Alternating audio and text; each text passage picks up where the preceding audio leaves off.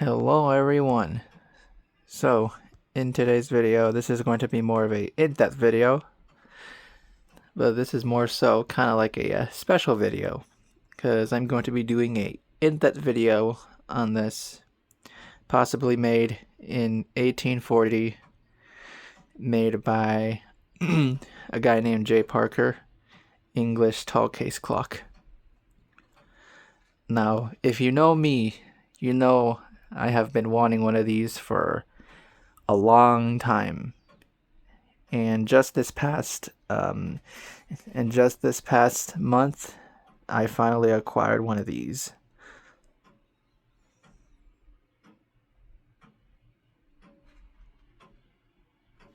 And how I got it is it's pretty cool. So I'll explain. I'm not gonna give out any names, but the story behind this clock is that my dad is actually the one that picked it up because he works.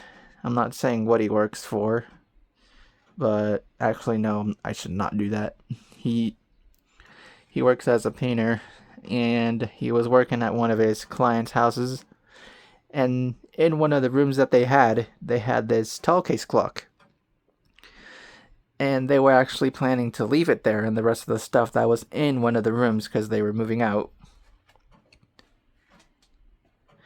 And and all that stuff that was left behind in the house was getting left there, including this clock. And my dad was working there one day, giving that house like a paint job or something because they were moving out, like I said. Then he spotted this clock and asked the lady, what and asked the lady what was it about it. And she said she doesn't really know much about it. All she knows is that it was passed down to her years ago, I think by her great-grandfather. So this thing is a family heirloom that was owned by them. And then from there, yeah. Then it was passed down to her years ago. Then I'm not sure if it worked during the time she had it or it just never worked, but it was just sitting there. So it probably didn't work at the time. But I don't know though. But so my dad asked about it, and she was like, "Oh yeah, I've had this for a while. My great grandfather passed it down to me. I just haven't gotten around to fixing it, and in fact, we're gonna be moving soon, and we're actually planning on leaving everything behind, including this clock, and I'm guessing from what my dad told her about me that he said I was a collector and how I collect all these antique clocks and I repair them, and apparently she was fascinated by it, that she called someone, I think one of her relatives, and said, "Yep, I think we found a new home for this clock." So shout out to that lady for giving me this clock. Yeah, she actually said, tell him that I gave him this clock. So yeah, huge shout out to her. Now a few days later, after I found that news out, I was getting my very first tall case. I went over to my dad's, and the first thing I said when I saw it was, "Well, okay, this is really nice," but I was not expecting for it to be kind of short. But that's what it kind of looked like in the photos, but very nice though. And when I took off the hood, I took a look at the movement and saw it was really dusty and grimy. And what is it? And right away I was like, "Yep, this movement's gonna need a full overhaul," which I won't go into full detail because I don't want to make this video too long. But essentially, I just took the movement out. Don't worry, the parts did come with the clock. They were just in a separate bin somewhere at the time in the house. But I took the movement out.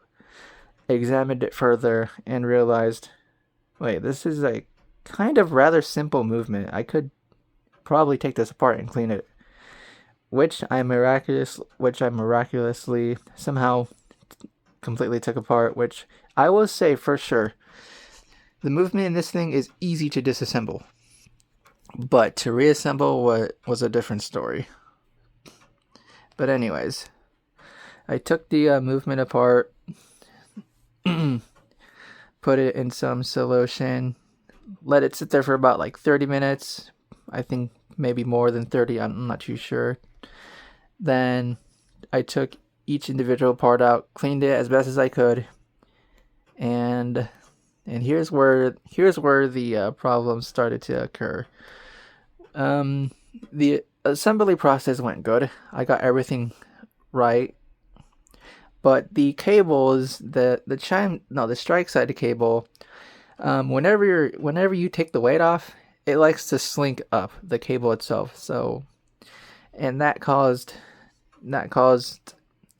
it to like get tangled and whatnot, and it was just a whole battle with that cable. I might have to replace that cable soon, which I will in the future because I'm not going to be dealing with that cable anytime soon.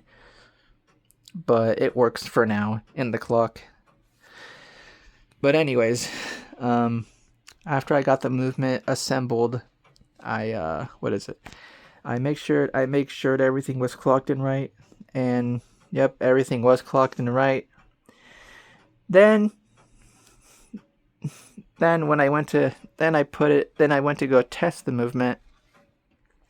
Yeah. Then I went to go test the movement, and right as I was putting on the pendulum, the suspension spring somehow snapped off.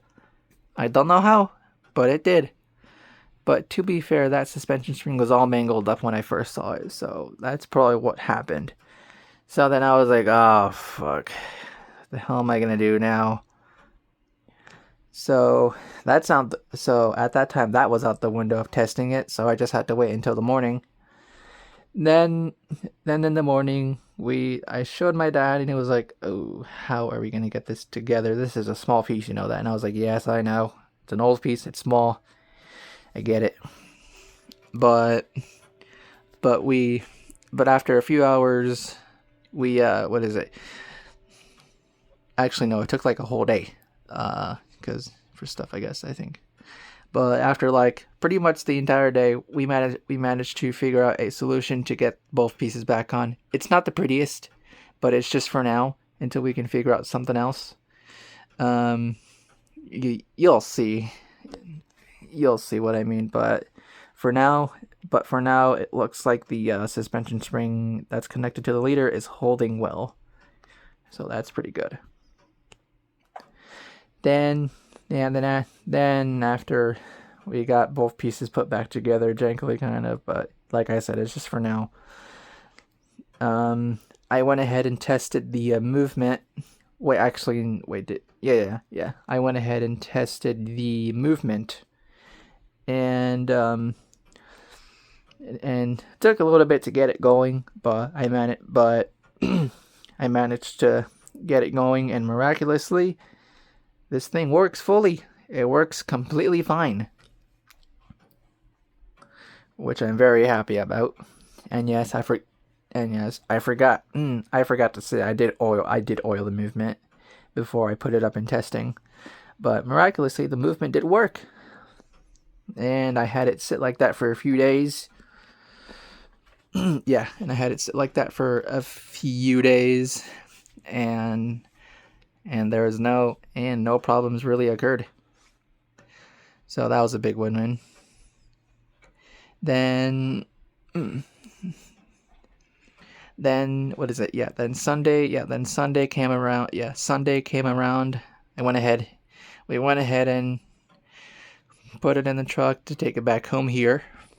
And something I completely forgot when we got everything off and inside here, and when I went to go set it up, something I forgot is what I mentioned earlier about that cable. It likes to sling up and get tangled.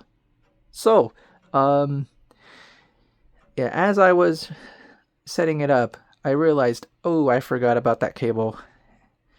It gets tangled like that. So I tried to untangle it, but somehow I made it worse. Then then I was just like, do I have to take this whole thing apart again just to get this thing untangled? Yep, that's what I had to do. It was very frustrating. I hated it. I almost about lost my shit doing it, but I managed to pull through and get it untangled and assemble the movement back together.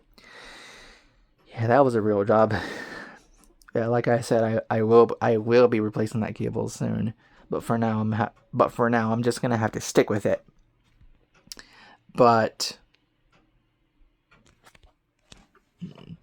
yeah, but after getting that cable undone and reassemble the movement, I carefully put the movement on its seat board and what is it? Yeah, and mounted it. Yeah, and mounted it, and this time carefully put the weights on because those weights are very heavy, which I'm not really surprised by, considering this is an old clock and those weights back then were very heavy. So yeah, those weights were very heavy. So I managed to get those cables on. Not cables. The hell am I saying? I managed to get the weights on carefully, which is not. It's not a fun process because you kind of have to shimmy your arm in there because it's kind of a tight space getting both weights on, but it is possible. It just hurts a lot getting it in there.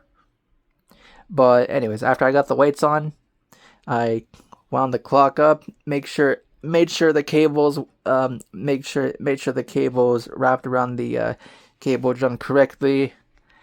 Then I went ahead and put the pendulum on, and from there I tested the movement. And for about a week, and for about like a week or two, it ran perfectly fine.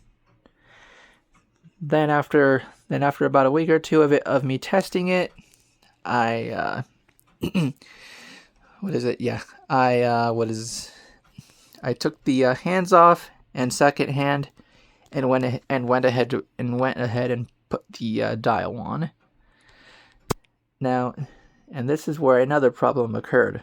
For some reason, whenever I had the dial on the first few times, the hands, after they moved for a little bit, they would for some reason lock up.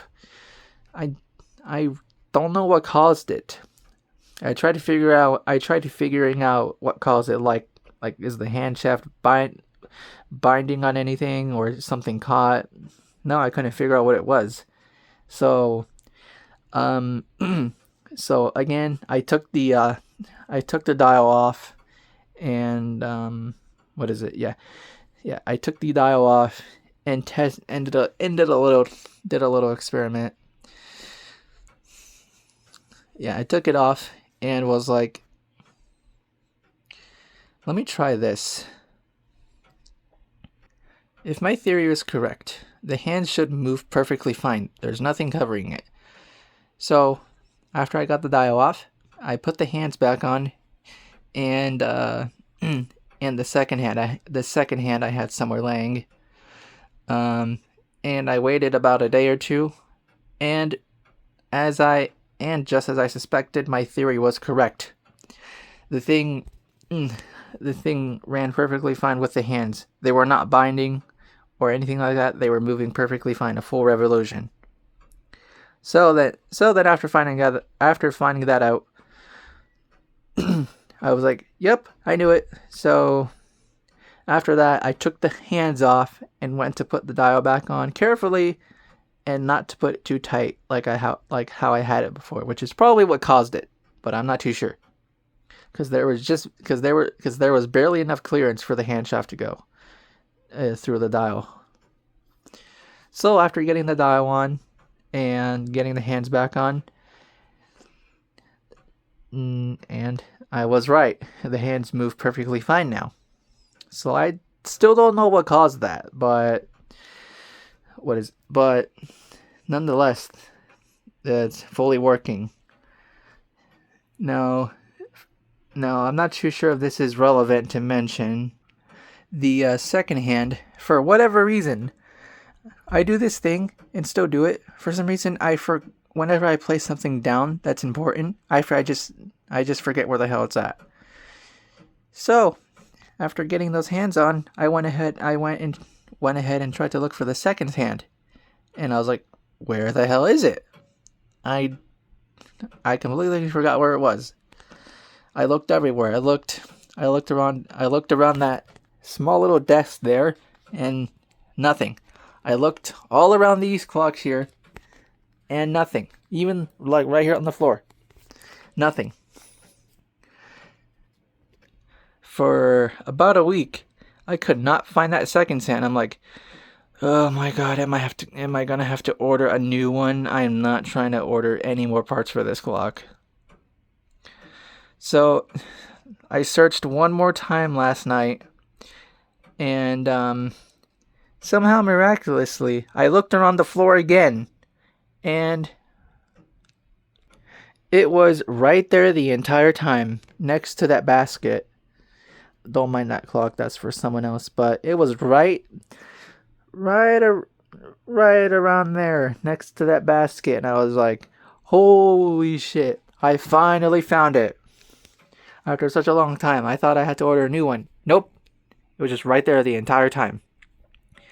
So, after I found it, I quickly put it on the clock, and I gotta say, looks pretty good on there. So, after I found that second hand, I put it on the clock, and after weeks of work and non-stop struggles with this clock is finally completed. I officially completed this clock yesterday at 11:40 at night. Yes, that late.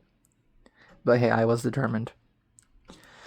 So, I can officially say this clock is finally off the project list and ready to go.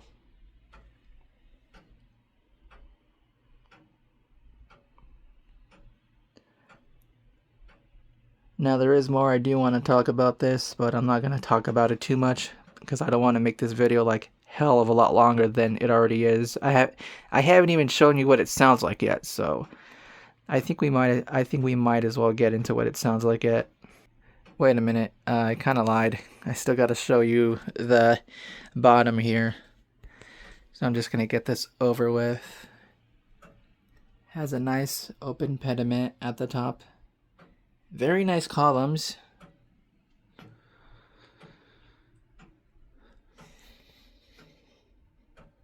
Very nice case. Really like the shine on that. There's the door there. Little like seashell there, I think. There's the lock right there. It does come with a key. Here's the key.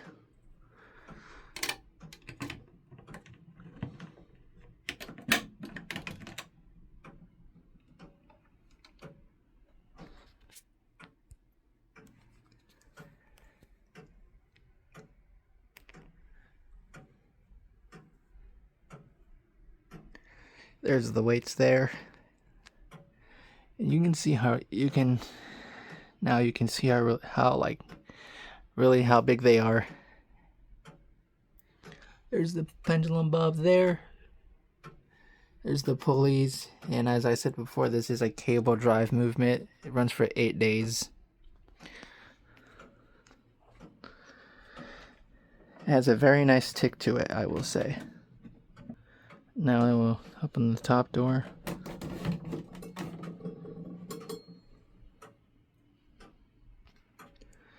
There's the nice, beautiful painted dial.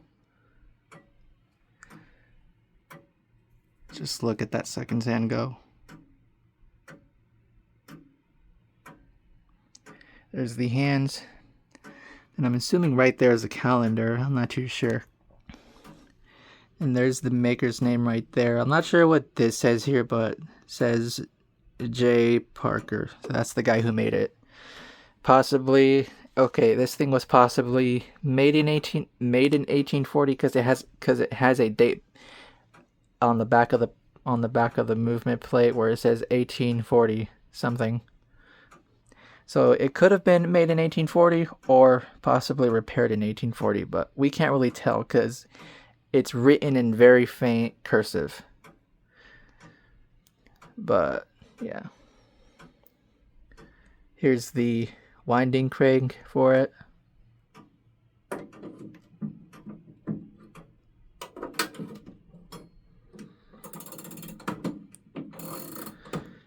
Yep.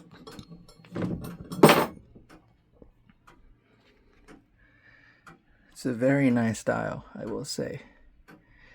Now, if you know one thing about these 1800s clocks, or at least the ones with the painted dials, you'll know that back then they used lead paint to paint these dials.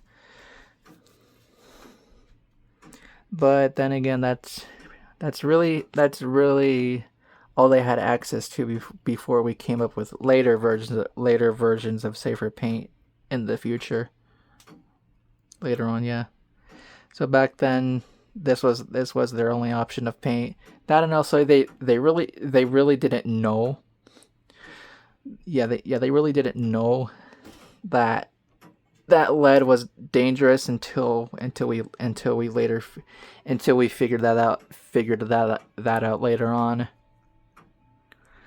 But that's why I rarely touch this dial, because the biggest threat is lead dust, because that can get you real sick. But luckily there's no paint that's chipping off. But it is checking a lot, but luckily there's no paint chipping. But luckily there's no paint chipping off or any dust, so that's pretty good for now. But other than that, very nice.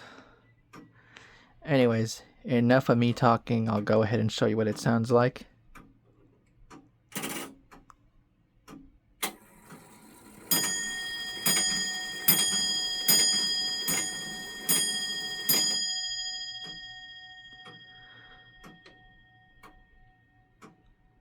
We'll do it again.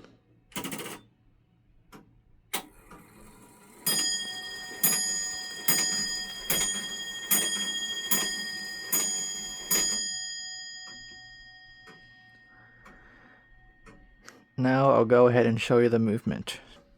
And here's the movement to the 1840s English clock. This is what it looks like after I just overhauled it about a month ago. Looks very nice. I'll show you reference photos of what it looked like before at the end of this video, but this is what it looks like now. But I will say it's a huge difference than before. There's your escapement there. It's a rather loud tick to it, I will say. Now, I think this was common back then, but this one uses a rack rather than a cow wheel, which I was very surprised by, but hey, it works. Oh, there's the suspension spring, and there's the jankily put together shit right there. And don't get on me for this in the comments. This is just for now. I get it. I don't like how the way this looks, but this is just for now before we figure out a temporary solution. But hey, it works for now, okay? So don't get on to me for that. There's the bell there. Something I should mention is that this bell that's on this clock is not original, because the original bell that was on this, which this one, by the way, has like the same tuning as the old one, so not much is really lost there. But the original bell, when I was working on this tall case clock, I had it sit somewhere, and when I was working on this, I heard something fall and crashed. And I looked over, and I saw the bell. I'm like, shit. Now I gotta replace another part. So I went ahead and found a lot of 6 bells on eBay. Bought those. I still have the leftover 5 bells. I took one of them that matched the tuning of the original, put it on here, and what you know, works fine. Yeah. I'll go ahead and show you the other side. There's the strike side. And there's the cable that I said that like to sling up and slinky up and get tangled when you have the weight off. There's the rack there, you can kind of see it. There's the hammer. No, voice crack. There's the hammer there. Then right on this back plate, there's some cursive there. Let me see if I can try to show you it. I take it back. You probably won't be able to see it, but it's somewhere right here, right around here. I'll go ahead and strike it for you.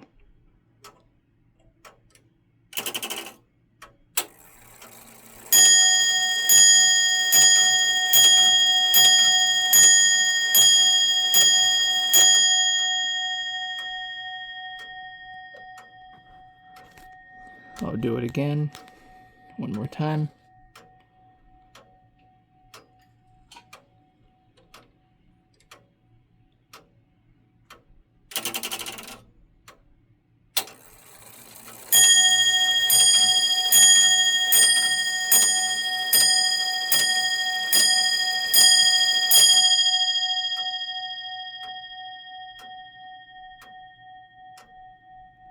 I take it back. Let's do it one more time, just cause I love how the way it sounds.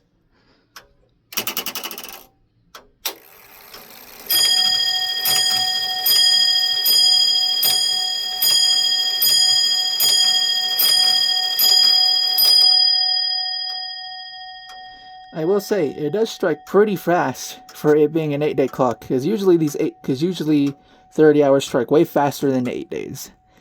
But hey, I'm not complaining. Sounds pretty good to me. Okay, I got the hood back on. I'll do it one last time.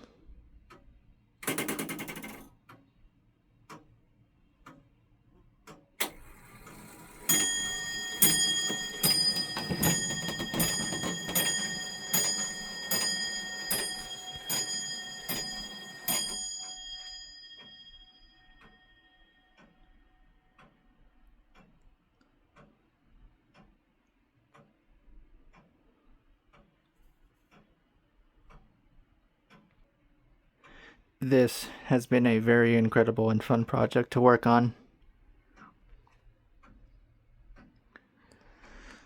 After about almost a month, well, more so weeks, I should say, but after weeks of non-stop struggles and rage with this clock, it is finally up and going again. And I'm very happy. Yeah, and I'm very happy that this thing is finally running again. And I finally own a working tall case. So that was the 1840s made by J. Parker English tall case clock. I know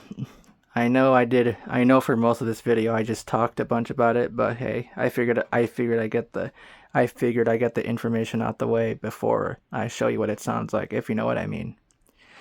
But anyways, really hope you guys enjoyed watching this video. Make sure you guys like, comment, and subscribe, and I'll see you guys in the next video. Bye. Oh, that, and also I'll show some photos of what the movement looks like before and looked like before and after. Anyways, bye.